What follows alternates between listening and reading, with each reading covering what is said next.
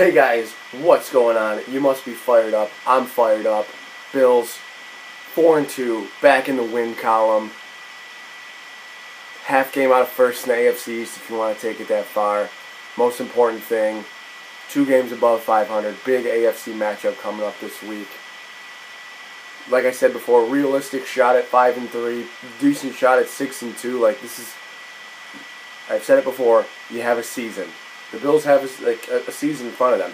Even if they play 500 ball from here on out and go 5-5 in the last 10 games, they're still 9-7, and that still gives them, I don't know, maybe a shot at the playoffs because nobody's really running away with it in the AFC. The Bills are one of the 2 lost teams. There's a bunch of 2 lost teams in the AFC, and the Bills are one of them. So that's, super encouraging, super exciting. I know they were 4-2 last year, and it sort of spiraled all out of control, but don't tell me this year doesn't feel different. It has to feel a little different. Last year, none of us were really sure about, I know the quarterback is still there. I'll talk about Tyrod in a minute. But it was none of us were really sure about Rex and, Anthony Lynn, who ended up being a pretty good offensive coordinator, I guess. But, I think most of us feel pretty confident with Sean McDermott. Maybe a little bit less so with Rick Dennison at this point. But you can't really complain about Sunday. You can't really make the Nathan Peterman argument this week. I guess you could. But live in the moment a little bit, why don't you? That's the part I don't get. I'm not going to sit here and tell you that, Nathan Peterman is bad.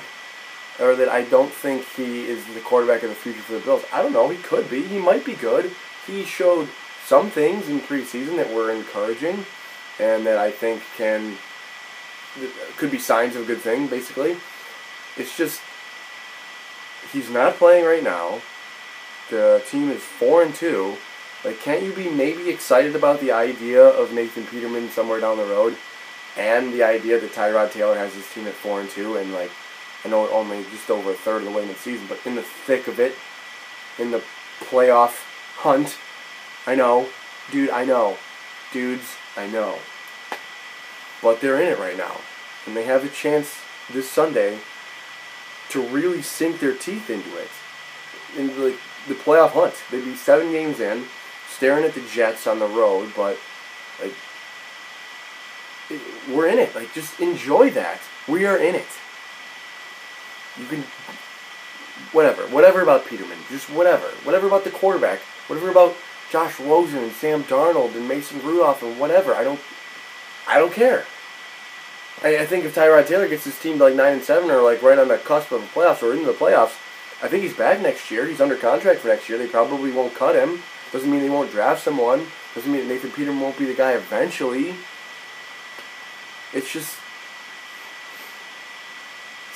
stop it. I guess that's really all I can say. They're winning. They've won 4 out of 6. They've won 3 out of their last 4. Enjoy it. Instead of nitpicking everything that you can. This past Sunday, the Bills beat the Bucs 30-27. In a game that felt like it was slipping away.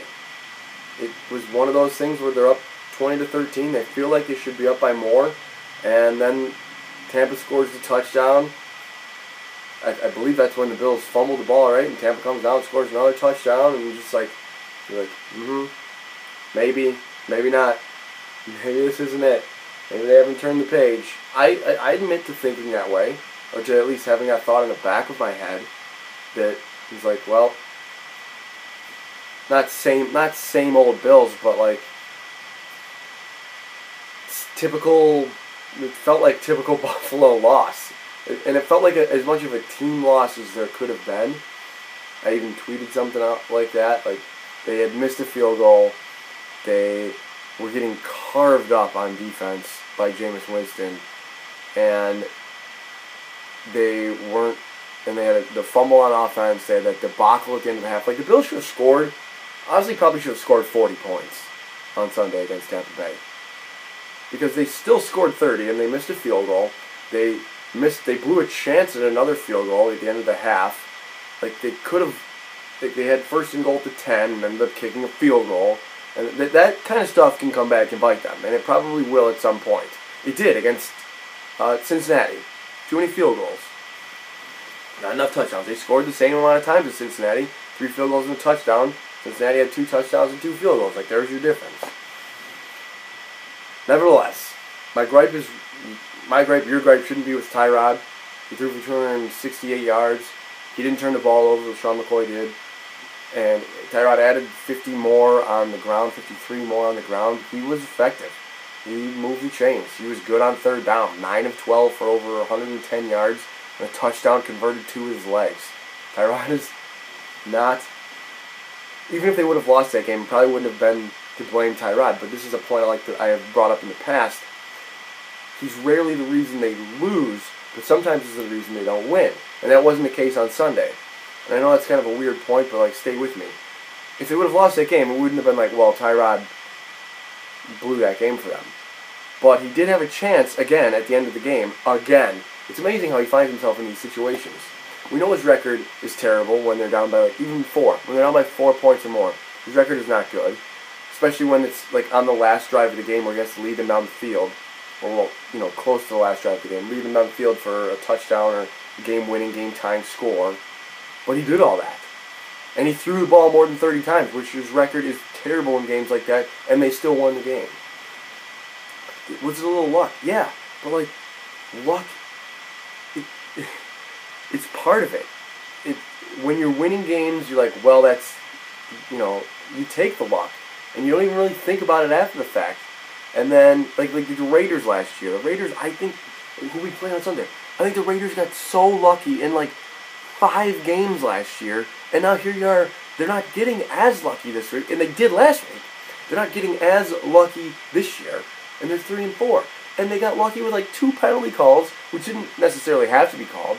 I guess it's not necessarily luck, because those penalties were deserved. But, like, they might not get called. It's the last play of the game.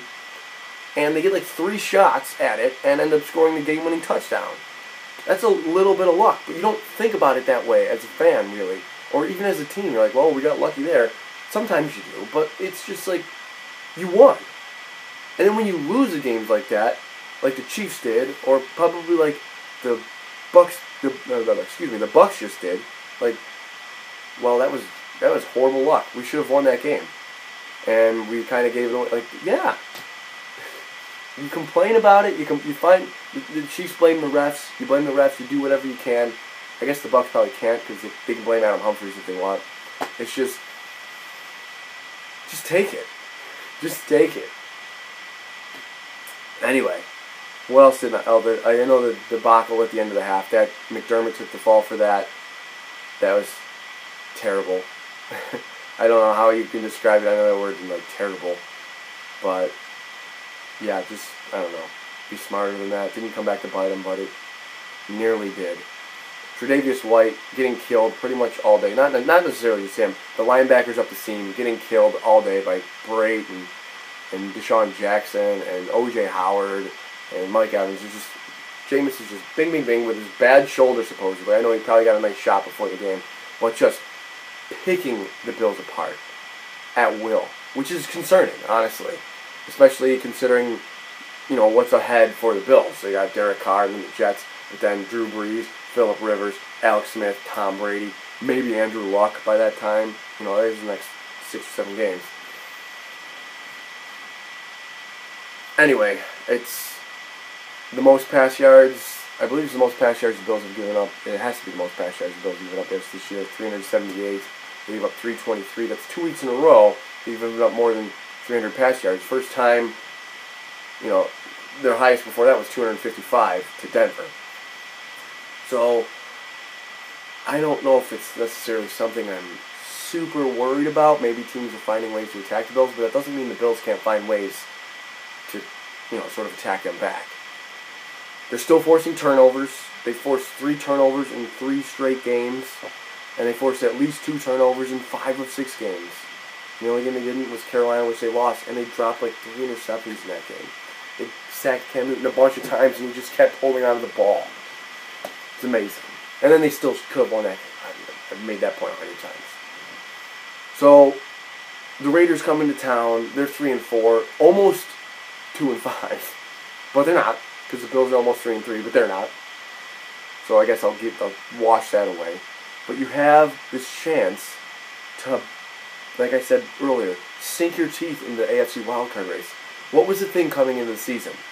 Was like, well, the Bills, whoever could make the playoffs, but they're probably going to have to compete with all those AFC West teams. Okay, well, the Raiders aren't that good. The Broncos just got shut out by the Chargers. Not that the Raiders necessarily aren't that good, not that the Broncos necessarily aren't that good. The Broncos still have the number one defense in the NFL, and the Raiders, not that great on offense, but, I think people think that it seems to be heading for some sort of course correction. But you could have the tiebreaker. You already have the tiebreaker with the Broncos. You can have the tiebreaker with the Raiders too. Because I think everyone thinks the Chiefs are probably winning that division at this point. And if you have the tiebreaker with the Raiders and the Broncos, that's a huge leg up. Like, that's why this game on Sunday it's huge. It's not a must-win. Again, it is not a must-win. You got to stop with those things. But it is it would be a big win. Even though they're favored by 2.5 or 3 points, it would be a big win for the Bills. It would be just sort of docking the Raiders big time. You put 5 losses on them, and you only have 2, instead of 4 for them and 3 for you, and them having the tiebreaker. Like, that's what's at stake here. And you have the home. You're at home. Derek Carr's playing. Sorry you're not going to get E.J. Manuel. Derek Carr against the Bills, 2-0 in his career. They beat him last year.